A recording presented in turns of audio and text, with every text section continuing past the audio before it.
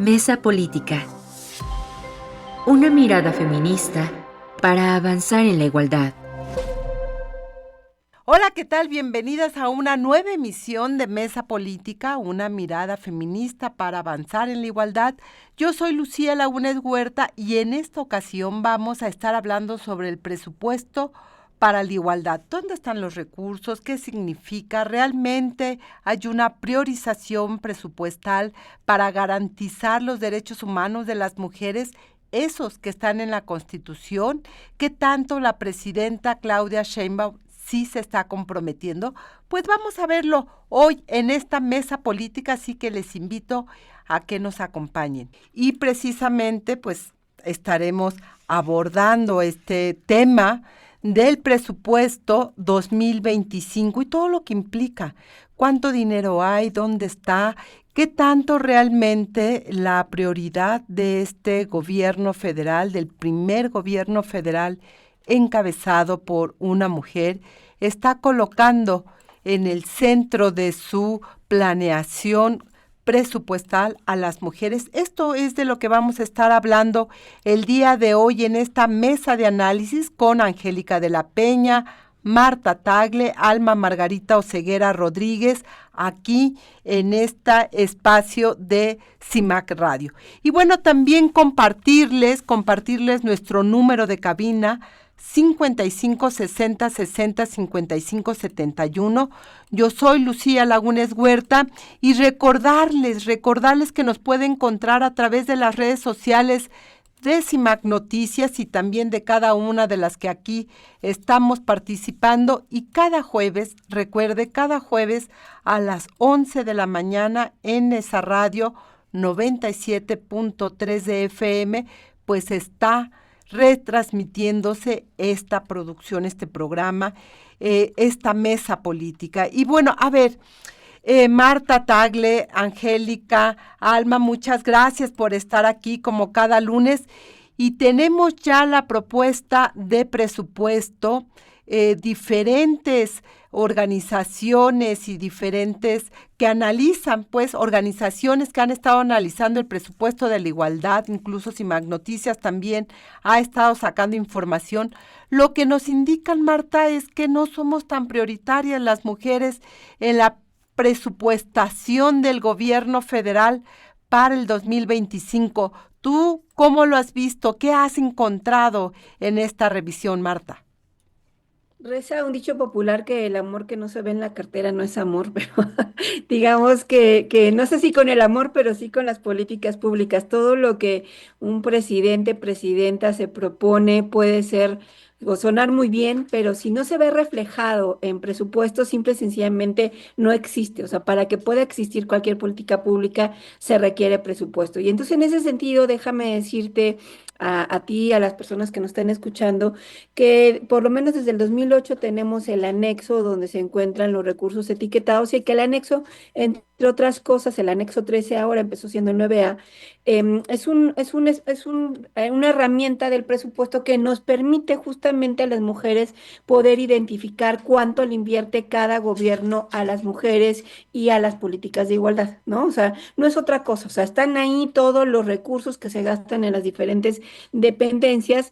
Y este anexo 3 es muy importante porque justo nos permite saber si efectivamente le están poniendo dinero a los programas para la igualdad y para atender las violencias, o definitivamente no. Entonces, lo primero que habría que resaltar sobre el anexo 13 con respecto a este año está concluyendo con una cantidad de 419,000 millones de pesos etiquetados en ese presupuesto, de un total, nomás para que nos hagamos como una comparación, de un total de cerca de 8 billones que tiene el presupuesto. Es decir, las mujeres no llegamos ni al 5% del presupuesto programable. En realidad, el recurso etiquetado de todas las dependencias para las mujeres este año está alrededor del 5%, 419,000 millones.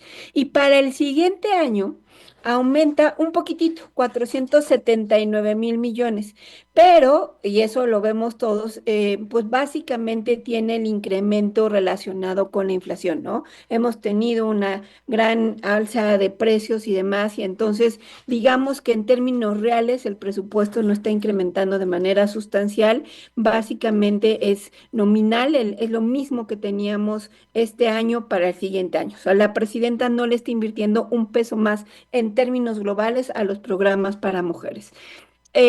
Podríamos analizar cada uno de los temas, pero le daré oportunidad a mí también a mis compañeras que hagan algunos comentarios, porque también, por ejemplo, aún no se ve reflejado el presupuesto para la Secretaría de las Mujeres, porque cuando llegó el presupuesto todavía no se aprobaba, de hecho todavía no se publica el decreto que crea la Secretaría de las Mujeres y formalmente no se le podía asignar recursos a la Secretaría de las Mujeres, pero los propios transitorios dicen que todos los recursos que tiene hoy en día el Instituto Nacional de las Mujeres y como también le van a pasar las atribuciones de CONAVIM, más o menos el cálculo es un poco más de 2,000 millones de pesos. Y también para hacernos una idea de qué significa esto, de cuánto tienen las demás secretarías, o sea, la Secretaría de las Mujeres van a ser con cerca de 2,000 millones de pesos. SEDATU, que es una de las secretarías que más recursos va a tener en esta inicio de la administración de la presidenta y donde viene, entre otros programas para la vivienda, va a tener 131,000 millones de pesos. Entonces, nomás para que comparemos los 2,000 millones que tiene la Secretaría de las Mujeres contra los 131,000 que tiene la SEDATU. O sea, nacerá con esa cantidad de recursos y después, si quieres, vemos un poco más de detalle. No, pues, mi querida Marta, nos has dado un súper buen panorama de, pues, dónde está el amor, ¿no? ¿Dónde está el amor para las mujeres? ¿Dónde está el compromiso para la igualdad, Angélica de la Peña? Porque cuando se hizo la propuesta, cuando la presidenta Claudia Sheinbaum hizo la propuesta para colocar en la Constitución la igualdad sustantiva, ustedes tres, Marta, Angélica, señalaban no es suficiente.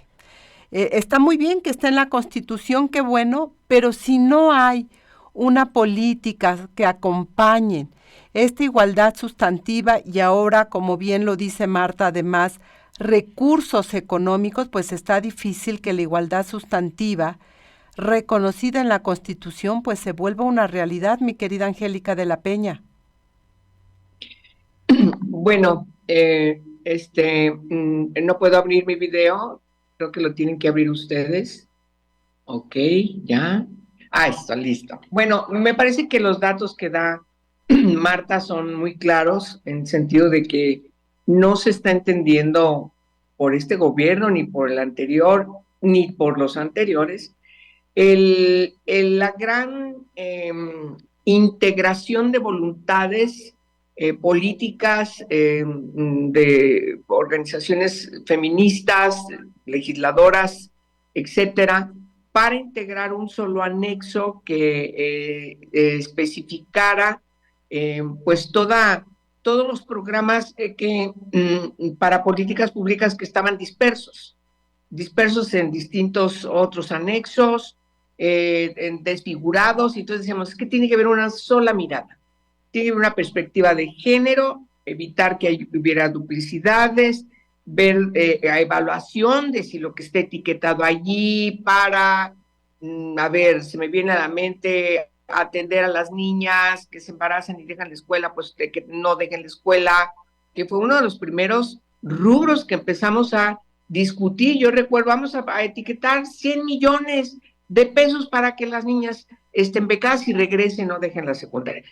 No sabíamos si eran suficientes, no sabíamos si se logró o no se logró. Y entonces toda esa discusión que viene desde finales del siglo pasado, literal, las especialistas, sobre todo las economistas y por supuesto las feministas, empezaron a plantear, a ver, tiene que haber un solo enfoque desde la perspectiva de género, una integralidad de las políticas públicas para, y eso es muy importante que quienes nos oyen lo reiteremos, para garantizar los derechos de las mujeres de todas las edades. Es decir, como dice Marta, si no hay dinero ahí, pues ¿cómo va a haber amor? Que se exprese en lo concreto si no lo estás apoyando, para que haya ciertamente condiciones de que se ejerzan esos derechos, ¿sí? Y sobre todo, me parece que es muy importante también reafirmar otro aspecto que estaba en la discusión: evitar el asistencialismo. El gobierno no puede ser filantrópico, el gobierno tiene que definir políticas estructurales para garantizar los derechos, para que las mujeres sean realmente sujetas de derechos y no estén en un padrón electoral en donde, pues, si vas a votar o si vas a la marcha o si vas a no sé qué, pues te quito o te doy. Eso era lo que prevalecía, por cierto, de todos los partidos políticos, ¿eh?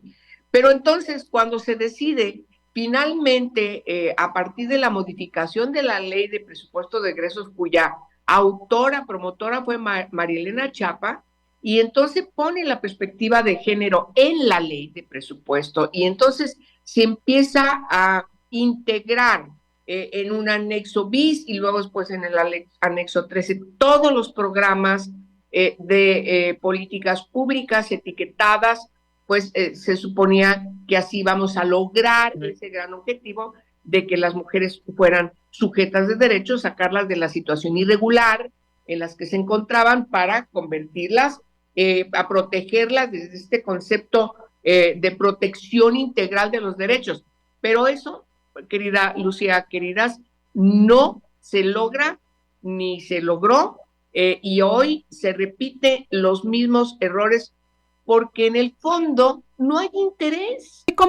No hay compromiso real con las mujeres, aunque tengamos las frases de llegamos todas, el tiempo de las mujeres, el gobierno estará centrado en los derechos humanos de las mujeres. Vemos que en el recurso no estamos avanzando y eso, por supuesto, lo han señalado tanto Marta como tú, Angélica. Tiene un impacto real en la viabilidad de las políticas públicas.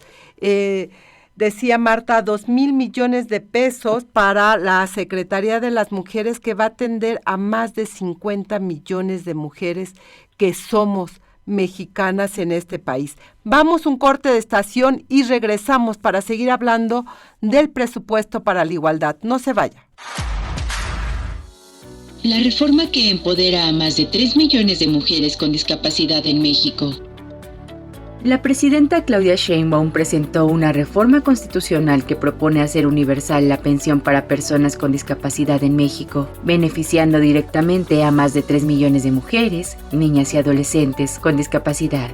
Acompañada por la secretaria de Bienestar, Ariadna Montiel Reyes, Sheinbaum explicó que esta iniciativa busca garantizar que todas las personas con discapacidad permanente, menores de 65 años, reciban una pensión no contributiva en los términos que dicte la ley.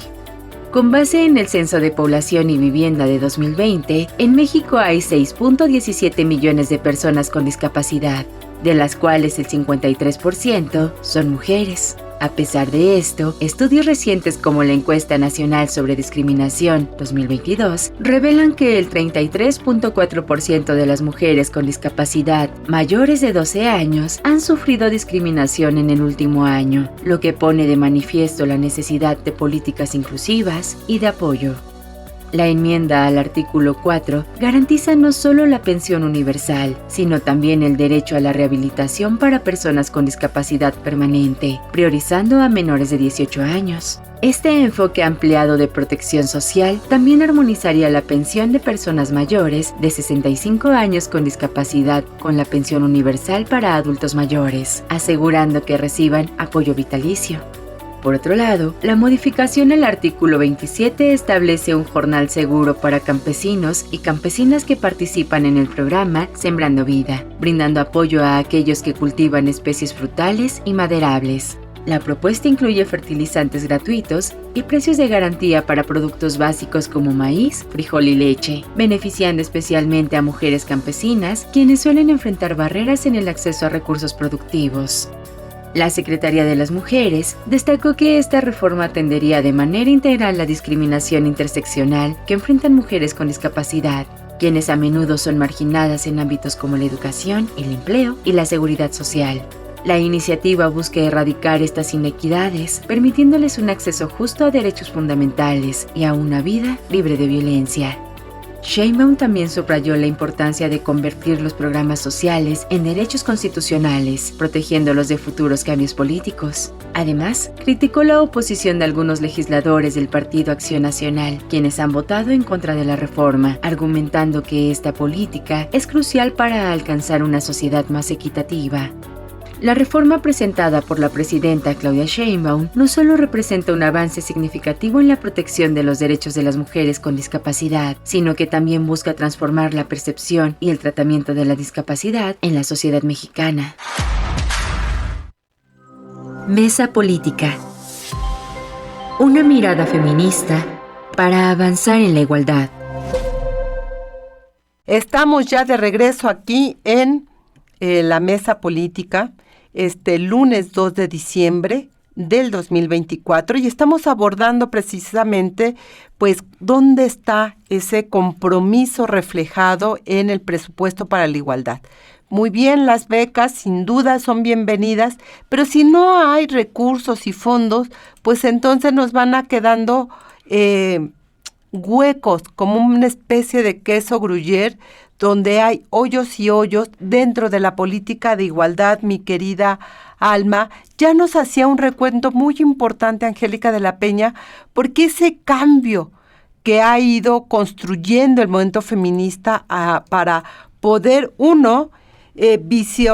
visibilizar cuál es el recurso real que se está colocando y después recordarás, Alma, pues también la continuidad del seguimiento, la supervisión de en qué caramba se está utilizando ese recurso, porque igual que en los partidos políticos tienes el 2% y luego se dedica a mandiles y otras cosas y no a la promoción, a la formación de mujeres de los partidos en términos de política.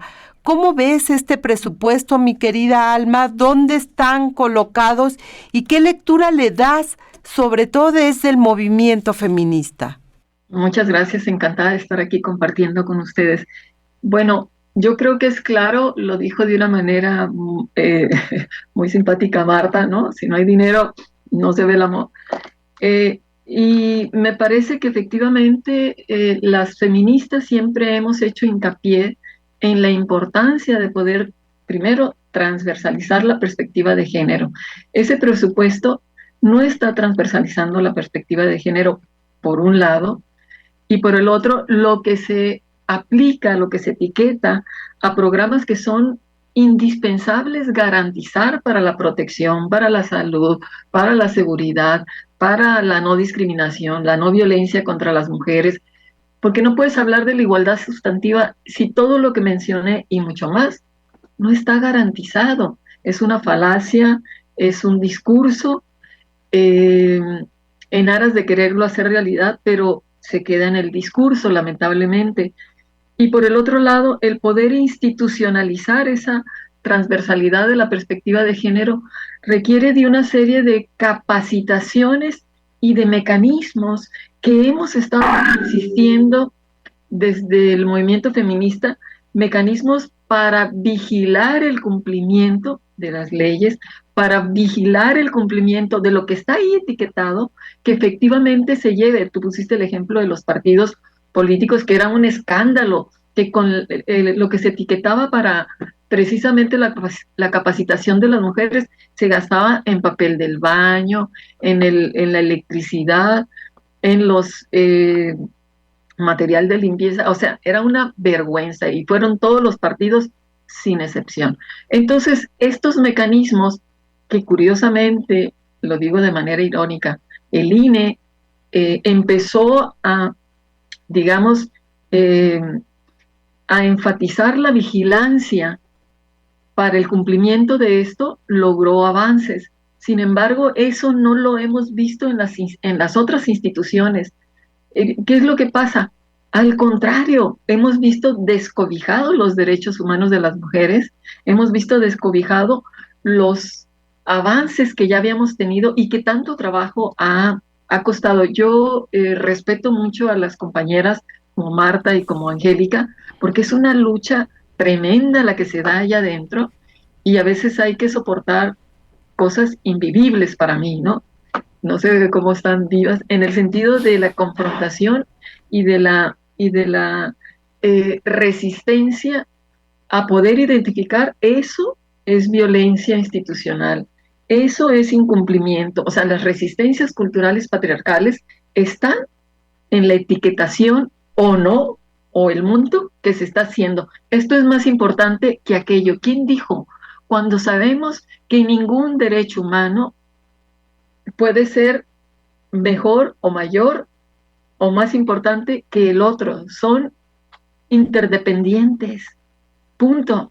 Entonces, yo creo que lamentablemente, lamento mucho, lo he dicho desde el principio que yo soy muy escéptica y quisiera ver como una actitud de oportunidad la posibilidad de que el Sistema Nacional de Cuidados, por ejemplo, que no tiene nada de presupuesto, pudiera de aquí al próximo año garantizar tener un presupuesto, garantizar jalar esas cosas que están sueltas, dispersas, pero con la transversalidad de la perspectiva de género feminista, con la institucionalización y con el involucramiento de todas y cada una de las dependencias, no del DIF, como dice, no de la Secretaría, ¿no? Absolutamente. Y esto que tú dices de la vigilancia, mi querida Alma, es muy importante, pero ahora ya no tendremos el INAI, Marta. Ya dependeremos, además de los mecanismos que la Secretaría o el Congreso, la Comisión de Igualdad, en dado caso de la Cámara de Diputados, pueda dar algunas vistas de esos 2,000 millones de pesos que va a tener la Secretaría de las Mujeres, ¿en dónde caramba se van a colocar? Porque como tú bien lo señalabas, todavía está colocado en la lógica del Instituto Nacional de las Mujeres, que no es la misma lógica de la Secretaría de la Igualdad, que tendrá que echar a andar no solamente el Sistema Nacional de Cuidados, que ya adelantaba Alma, no se ve el recurso, pues, colocado ahí. Es decir, ¿cómo vamos a desarrollar este sistema que es tan importante con el presupuesto que se tiene colocado, mi querida Marta? Pues tocan un tema muy importante, el tema del seguimiento del presupuesto etiquetado, porque en la ley del todavía, porque bueno, en cuanto publiquen la creación de la Secretaría de las Mujeres, se abroga la ley del Instituto Nacional de las Mujeres. En la ley del Instituto de las Mujeres se establecía la obligatoriedad por parte del instituto de presentar un informe trimestral a la Cámara de Diputados para que en la Cámara se hiciera una revisión, no solamente del presupuesto del instituto, sino de todo lo que estaba etiquetado en el anexo 13. Esto pues queda en el aire, ¿no? Al hacerse una secretaría formalmente, este tema no sabemos si lo van a retomar o no lo van a retomar, aunque como bien apuntaba hace un rato Angélica, tenemos instrumentos por la ley de presupuesto y responsabilidad hacendaria que nos permitirá darle algún seguimiento, aunque siempre es más complejo, porque por ejemplo, desde las organizaciones con las que yo participo, particularmente de Aliadas por la Igualdad, pudieron identificar, no a partir de los informes que se hacen ante la Cámara de Diputados, sino justamente de la revisión de la cuenta pública, que es una herramienta del presupuesto, que una cosa es lo que viene en el presupuesto, ¿no? Lo que ahorita estamos viendo de este proyecto para el 2025, que les digo que aproximadamente todo el anexo 13 tiene 479,000 millones de pesos. Una cosa es lo que lo que se propone, otra cosa es lo que se aprueba.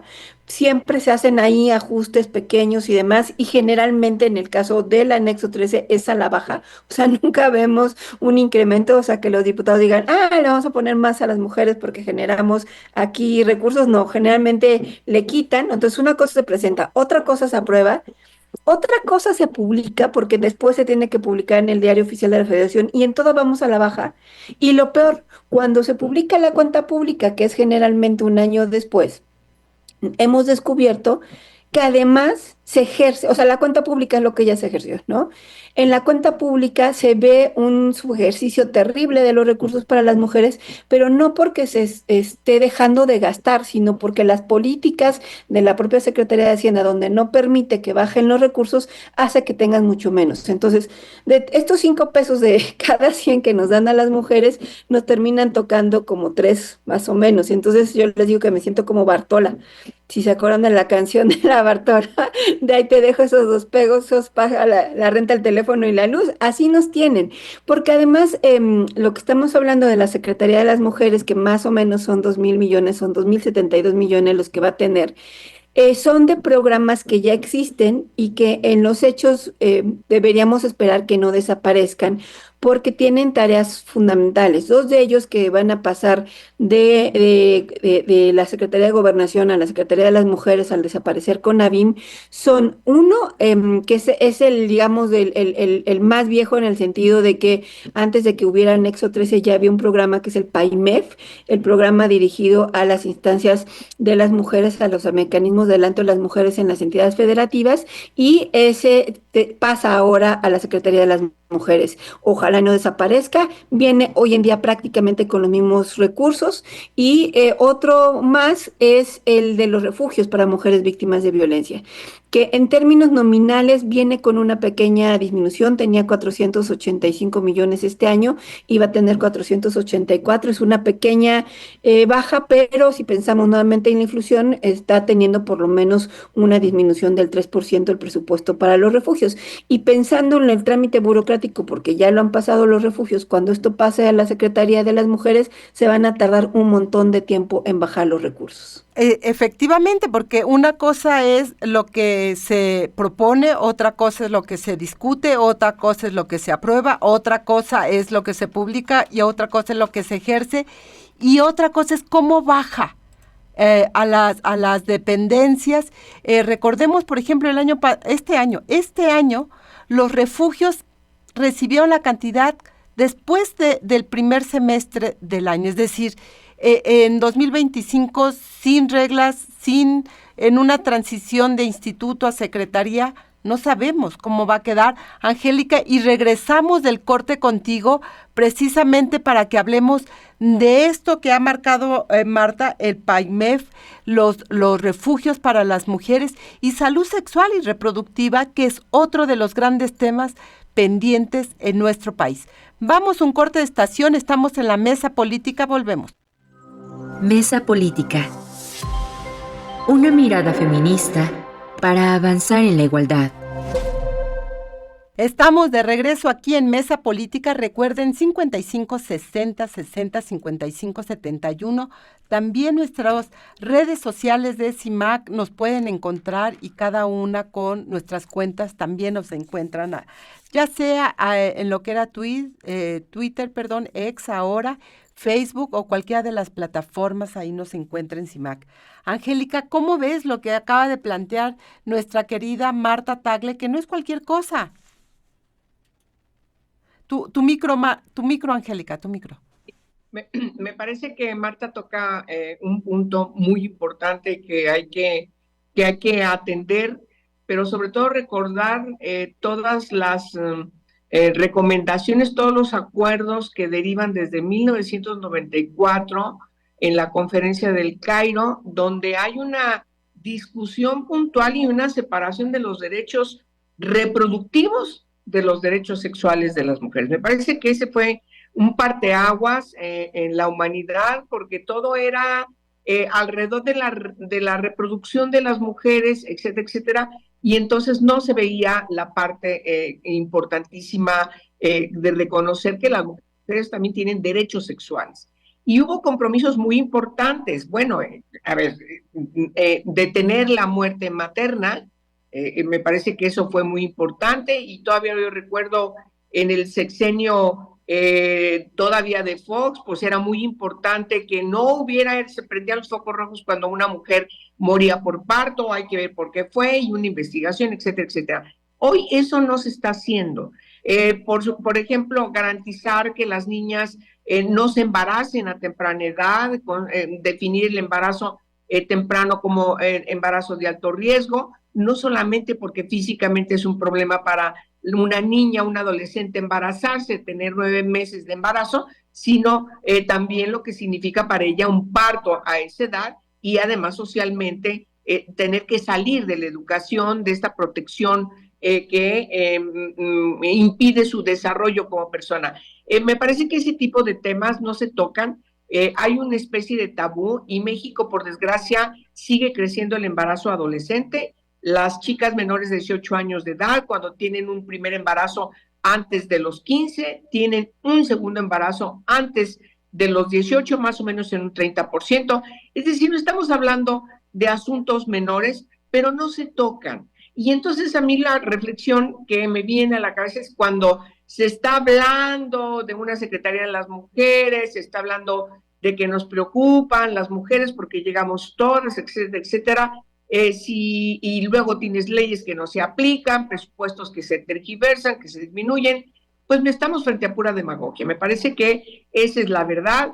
Somos casi el 52% de la población de este país y por supuesto no estamos siendo consideradas como esa parte, esa mitad de la humanidad en donde en las mujeres recaen de manera más cruda las condiciones de pobreza o de extrema pobreza. En las mujeres recaen las broncas cuando quedan abandonadas frente a la impunidad en muchos hechos.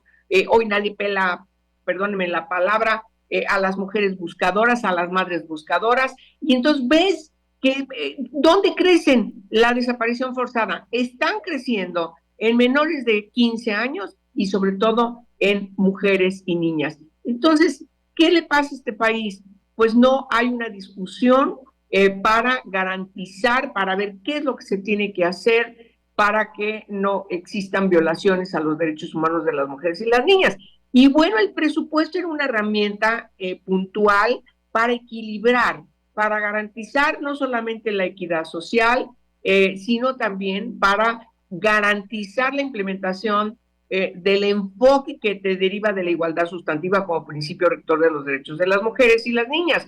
De manera que sí hay una preocupación que todas nosotras compartimos porque llega una mujer por fin a la presidencia de México y entonces pues todas quisiéramos reflejarnos en que ella va a atender, va a retomar todas estas grandes batallas, discusiones, propuestas que se han hecho desde el movimiento feminista, particularmente y desde la academia, las mujeres feministas en la academia, y pues no es así. Y eso lo quisiéramos. Yo creo que varias feministas dijéramos que bueno que llegó una mujer a la presidencia, por supuesto, porque es parte de los derechos que tenemos todas, pero ojalá colocar en el centro realmente la vida y la integridad de las mujeres y que con esa lógica gobernara. Has tocado muchos temas importantes. Uno de ellos tiene que ver con una cosa es el discurso y otra cosa es los hechos al gobernar, mi querida Angélica.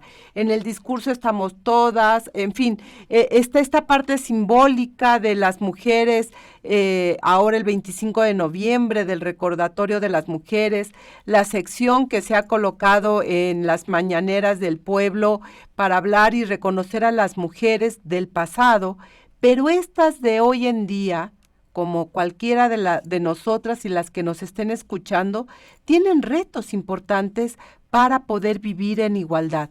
La violencia es uno de ellos, los embarazos en la adolescencia, que muchos, yo diría, la gran mayoría no son planificados, no son deseados y tienen impactos muy fuertes en la vida de las adolescentes, donde las becas que nos recordaba Angélica para las adolescentes embarazadas, no sé exactamente dónde se quedaron, no sé si todavía existan, en algún momento habían desaparecido y luego volvieron a regresar. Estos son los retos concretos con que las mujeres vivimos día a día. Alma Margarita, y sin embargo, esos vemos no están, ya no lo decía claramente Marta Tagle, ¿no? El presupuesto, lo que implica, no somos ni siquiera por ahí el 5% del presupuesto global, aunque somos más de la mitad de la población.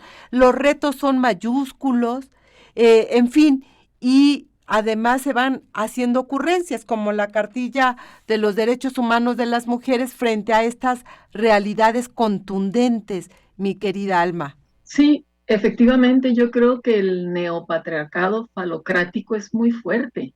Es decir, siempre hablamos de la misoginia, de las actitudes patriarcales, y creemos que lo típico, y lo pongo entre comillas, lo típico, porque lo típico se sigue reproduciendo, ya está erradicado, lo cual es una falacia, lo sabemos por las estadísticas, que al contrario, después de la COVID-19, se incrementó exponencialmente. Entonces, hay muchas formas de seguir sujetando o debilitando la autonomía de las mujeres. Y en los gobiernos, una de las formas más significativas, ya lo comentaba, la manera en los términos en cómo está desglosado, tanto Marta como Angélica, eh, cómo efectivamente en la práctica se está reflejando esa mirada.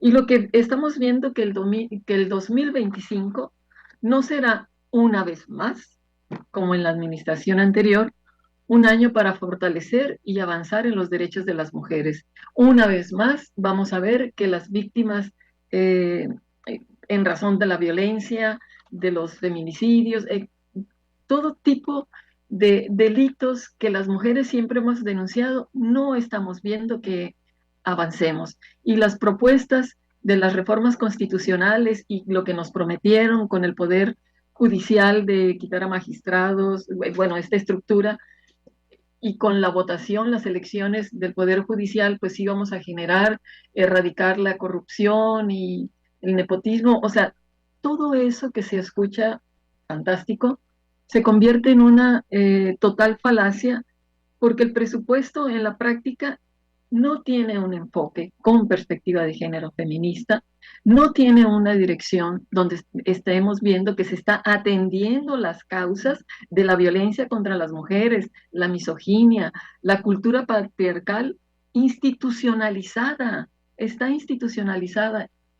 No estamos viendo que esto se atienda, y en ese sentido, eh, pues sí, o sea, tenemos la obligación mínima de denunciarlo, de exponerlo, de hablarlo, de transparentarlo. Y ahora en un contexto en el cual, donde las instituciones que ayudaban a evidenciar una serie de escándalos no las tenemos, entonces yo veo una administración, ya no solo el año próximo, sino una administración muy difícil, muy peligrosa para los derechos humanos de las mujeres, que siempre se han minimizado, infravalorado, invisibilizados, y en general para la población. Y, y, esto, y esto va a implicar, digamos, estancamientos para el avance de las mujeres, para realmente garantizar la igualdad plena. 6 años donde varios de los temas quedaron, digamos, parados o en lo mínimo, y bueno, pareciera ser que van a repetirse 6 años más. A mí me preocupa realmente el término de la impunidad, del acceso a la justicia para las mujeres. Se van mezclando entre la falta de presupuesto, las transiciones de las dependencias, esta nueva organización de gobierno en donde además, bueno, pues el sistema judicial, una parte se modifica, pero las fiscalías siguen siendo intocadas, y quienes en algún momento hemos recurrido a las fiscalías sabemos que es entrar a un laberinto realmente muy complejo que nos va alejando de la justicia y nos va colocando un poco en el desánimo de para qué denunciar a veces. En fin, de estos y otros temas vamos a seguir hablando, porque todo ello tiene que ver con el presupuesto para la igualdad. ¿Dónde está colocado precisamente los recursos y las promesas de gobierno que se han hecho durante campaña, y luego con estos puntos de la República de las Mujeres, y el presupuesto no necesariamente está respondiendo a ello? Vamos a un corte de estación, volvemos a la mesa política para seguir analizando el presupuesto para la igualdad. Mesa política. Una mirada feminista para avanzar en la igualdad.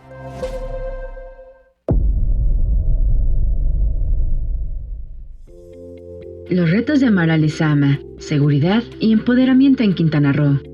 Mara Lezama tomó protesta como la primera gobernadora de Quintana Roo el 25 de septiembre de 2022, marcando un hito en la historia política del estado. Su llegada al poder no solo representa un avance en la igualdad de género, sino también una oportunidad para impulsar cambios significativos en la política y la sociedad quintanarroense. Según datos del INEGI, las mujeres en Quintana Roo enfrentan desafíos significativos. Aunque representan aproximadamente el 50% de la población, las tasas de violencia de género son alarmantes. Las cifras indican que más del 30% de las mujeres han sufrido algún tipo de violencia a lo largo de su vida, lo que pone de relieve la urgencia de implementar políticas efectivas para su protección y empoderamiento.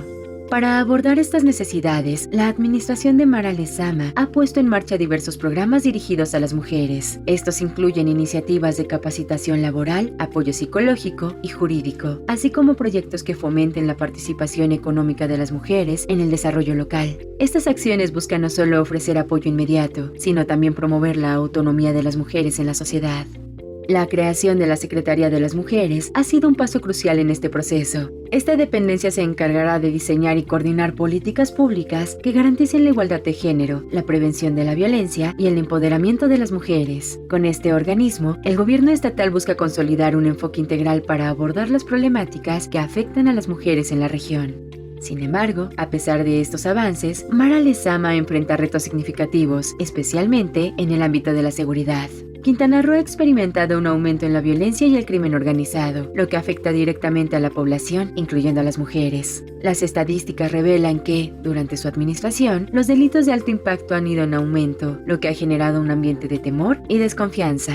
El reto de la inseguridad se agrava con la percepción de que las medidas implementadas hasta ahora no han sido suficientes para contener la violencia. Las mujeres, en particular, son vulnerables a situaciones de riesgo, lo que resalta la necesidad de estrategias de seguridad que integren una perspectiva de género y aborden las causas profundas de la violencia.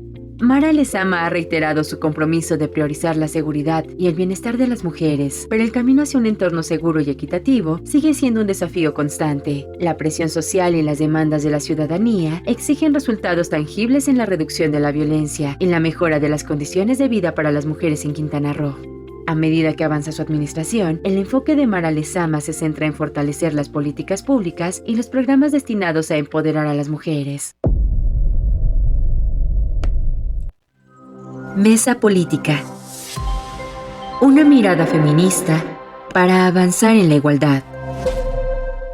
Y ya estamos de regreso aquí en la Mesa Política, 55 60 60 55 71, y nuestras redes sociales, ahí nos encuentra a través de CIMAC y CIMAC Noticias. Pues a ver, Marta, estamos cerrando, pues ya es, además este año,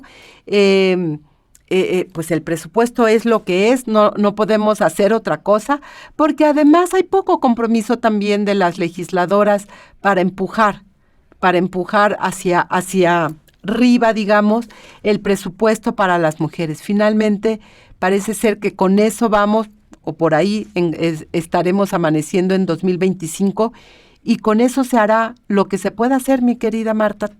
Sí, y yo creo que la parte más lamentable es que justo se celebran una serie de reformas que por supuesto pues caen en la responsabilidad de quienes son legisladoras, Angélica y yo, que ya nos ha tocado pasar por ahí, pues sabemos que es la responsabilidad de hacer leyes, empujarlas, promoverlas, y digamos que estas reformas que han aprobado de la presidenta, pues les correspondía hacerlo, pero se celebran estas reformas como si fueran un hecho concreto, ¿no? Y al final de cuentas vemos, por ejemplo, el último comentario que hacías antes del corte con respecto a las fiscalías, es que en esta reforma le dan atribuciones a las fiscalías para que puedan instaurar una fiscalía especializada para atender los delitos de violencia contra las mujeres en cada una de las entidades federativas, y aunque en los transitorios se establecen que estas fiscalías operarán con los recursos de las entidades federativas, pues en los hechos además las entidades están teniendo un recorte fuerte, y tampoco tienen en sus prioridades atender la problemática de las violencias de género. Entonces,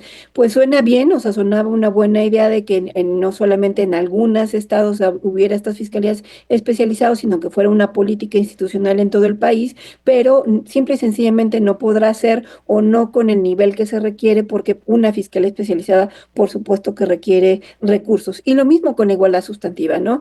Por otra parte, también vimos que en la creación de la Secretaría de las Mujeres se le da como nueva atribución la del sistema de cuidados, y efectivamente prácticamente no viene nada etiquetado para el tema de cuidados, más lo que ya sabemos, ¿no? En materia de educación, salud, etcétera, y obviamente en el sistema de salud, pero nada nuevo para que realmente pueda existir un sistema de cuidados. Entonces le dan una atribución a la Secretaría de las Mujeres que no tendrá ningún medio para poder realizarla, y entonces ya ni siquiera en el DIF, no sabemos ya ni siquiera dónde va a quedar, y formalmente pues no hay ningún recurso identificado en el presupuesto que se vaya a dirigir a desarrollar ese tipo de actividades. Y lo dijo la próxima secretaria de las Mujeres, Citlali Hernández, en este foro nacional sobre los cuidados, que en este sexenio se pondrían las bases, no se va a echar a andar. Es decir, nos van pateando el bote, como se dice coloquialmente, para el que venga. Pero esto que tú acabas de señalar, y quiero tocarlo con Angélica, porque bueno, desde la Comisión del Senado en los Derechos Humanos de las Fiscalías, bueno, se creó la FEBINTRA, recordarán, que tiene ese mandato de ser una fiscalía especializada, de atender los delitos contra las mujeres, pero es una fiscalía que realmente no ha pasado a tener el papel protagónico que tendría que tener, mi querida Angélica, y ahora pensar que las entidades federativas van a responder, digamos, aportándole recursos para crear las fiscalías en cada entidad, pues lo veo medio complejo, no lo sé, ¿cómo lo ves tú? Pues mira, qué bueno que recuerdas, Evintra, que se constituyó como una Procuraduría de Justicia para las mujeres, es decir, no para definir la política pública, sino para garantizar justicia para las mujeres que eran víctimas de delitos inscritos por ser mujeres, padecidos por ser mujeres. Pero luego le agregan otra materia que es otra cosa totalmente diferente, que tiene que ser atendida de manera más puntual. También es un delito configurado como un delito grave, que es la trata de personas, de mujeres y niñas, y entonces la Fiscalía desde entonces desfiló. La verdad es que no es la solución, y como lo hemos visto durante todos estos años que existe la FEBINTRA, pues es un elefante blanco allí que no incide en absolutamente nada. Se supone en lo que tiene que ser procuración de justicia, es decir, integrar expedientes para llevarlos a jueces para que haya una sanción. Lo que necesitamos nosotras es volver a la prevención, volver a anticipar, garantizar el acceso de las mujeres y las niñas a una vida libre de violencia. Es lo que no se ha entendido, que esa es la tarea fundamental, esencial, de quienes están en el ámbito ejecutivo, en los 3 órdenes de gobierno. Las fiscalías tienen su responsabilidad, el Poder Judicial, bueno, que ya no existe, quién sabe qué vaya a pasar con eso, pero tiene otra responsabilidad. Lo que tú tienes que hacer como gobierno es entender que tu responsabilidad es anticipar a que no haya delitos, a que no haya violencia, a garantizar el acceso de las mujeres. Y en eso hemos fallado, y el presupuesto de egresos, por cierto, es lo que apoya esas políticas públicas para que puedan cumplirse con este principio fundamental constitucional de los derechos humanos inscrito en la Constitución, y particularmente en el primero constitucional. Entonces, México es un desastre en política pública, no se entiende, no se quiere entender, y entonces hoy tenemos recursos dedicados a integrar un padrón electoral de la gente más pobre, más necesitada, que no va a salir de la pobreza, que no va a salir de la mediocridad, que va a seguir en la exclusión social y la marginalidad, y por supuesto discriminada. Es un desastre en este país el que no haya gobierno que gobierne realmente. Y eso baja hacia las entidades federativas, y peor, en los municipios ni siquiera figura, cuando deben ser principalmente los que reciban los recursos para garantizar precisamente la prevención, la atención, pero sobre todo la prevención, desde la política pública, con programas sociales en las colonias, en los barrios, en las comunidades, todo lo que se necesita abajo. Y hoy, por supuesto, no es un tema que toquemos hoy, pero el siempre estar impidiéndose que se vaya una reforma fiscal para que no sea la centralización de los recursos públicos, del erario público, y no se bajen a las entidades y sobre todo a los municipios, pues tenemos un país en la locura. Y no hay, por desgracia, quien esté presidiendo en el país que entienda eso tan elemental que nosotros aquí lo entendemos de manera puntual. Y que eso lo complejiza todavía más, mi querida Alma, porque bueno, si en la federación, la FEBIM primero y luego la FEBIMTRA es un elefante blanco, pues no quiero ver qué va a pasar en las entidades federativas, donde igual se coloca un escritorio, una persona y se dice ahí tienen su fiscalía, háganle como puedan. Gracias.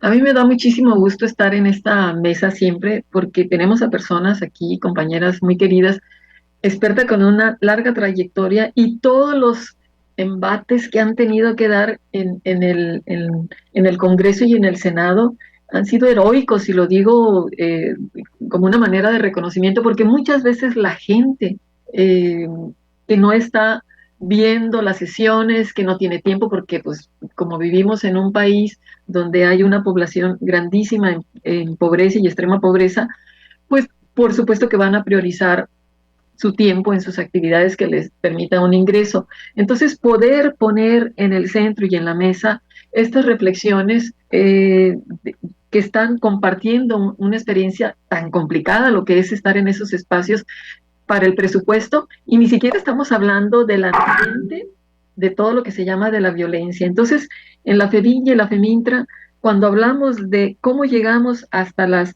entidades y a los municipios, pues recordemos que siempre se enfatizaba la importancia de etiquetar para la capacitación, porque seguíamos teniendo ministerios públicos y pensamos que ya no están. Señora, por favor, hágale caso a su marido, o no se pelee. O sea, estas cosas que lo único que hacían era revictimizar a alguien que le había costado años ir a denunciar. Entonces, estas cosas de que ya no cambian un paquete de cervezas por una mujer, por una niña, creemos que eso no pasa en nuestro país, no pasa en las entidades, y sigue sucediendo. Entonces, por eso mi reconocimiento tanto a Marta como a Angélica, porque sé que les ha tocado ahí estar luchando, pero también vemos que hay muchas compañeras en los partidos políticos que simplemente se cuadran a lo que se dice, y las fiscalías, las fiscalías pues se convierten también en un elefante blanco, porque las mujeres van a denunciar y terminan denunciando en el Facebook. Fui a la fiscalía y no se me atendió, y me dijeron que hoy no había una abogada o que no había llegado, etcétera, etcétera, etcétera. O sea, ¿cómo es posible? Siglo XXI. Entonces, no es una cuestión solo de presupuesto, no es una cuestión solo de capacitación, no es una cuestión solamente de sensibilización. Necesitamos que todas las mujeres y hombres del país, de las empresas, de todas partes, podamos denunciar y evidenciar, porque no sabemos si el día de mañana le va a tocar a tu hija, tu nieta, tu madre, y aunque no le toque, de todas maneras es parte de la construcción democrática de un país el poder incidir y terminar con estas imposiciones que no se discuten y deberían discutirse, que no se dialogan y se llegan a acuerdos. Se debería llegar a acuerdos, y estamos viviendo un año inédito en la historia de nuestro país. Lo podemos decir de muchas maneras, y es la forma más breve que lo puedo decir. Y bueno, finalmente la impunidad lo que genera es un desánimo para ir a denunciar, para seguir procesos, etcétera, y como lo han señalado, pues es también la puerta giratoria para que se repitan, porque los feminicidas, los violentadores se saben impunes. Y ese es un gran tema. Eso fue todo en este episodio de Mesa Política, una mirada feminista para avanzar en la igualdad. Les invito a compartir sus comentarios en nuestras redes sociales. Recuerde que puede escuchar el resto de nuestros episodios en Spotify o SoundCloud. Mesa Política. Una mirada feminista para avanzar en la igualdad.